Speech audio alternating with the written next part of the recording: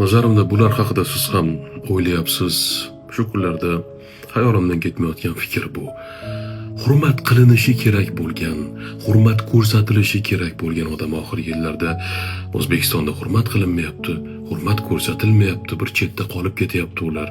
Aksincha hurmatga loyiq bo'lmagan insonlar doimiy e'tibor markazimizda. Nima demoqchi ekanligimni nazarimda tushunyapsiz.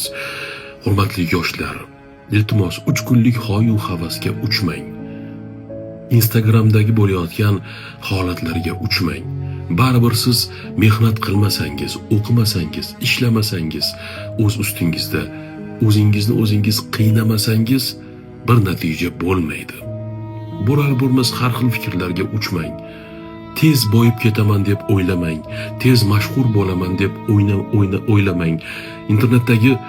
Internet qimor o'yinlariga aldanib qolmang. Baribir gap ilm olishda, mehnat qilishda, kitob o'qishda, tafakkurda qoladi. Bugun O'zbekistonimizni taraqqiyotiga bilasizmi, injenerlar kerak, olimlar kerak, qishloq xo'jaligi mutaxassislari kerak, fidoyi o'qituvchilar, shifokorlar kerak. Bizga kerak emas vaynerlar, bular bo'lmas blogerlar. Yana takror aytaman, hurmatli yoshlar, qachonki o'zingizni qiynasangiz, natija bo'ladi. Aldanmang. Har xil bo'lar bo'lmas gaplarga uchmang. Insonlarni yengil-yelpi ko'rsatayotgan hayotiga ishonmang.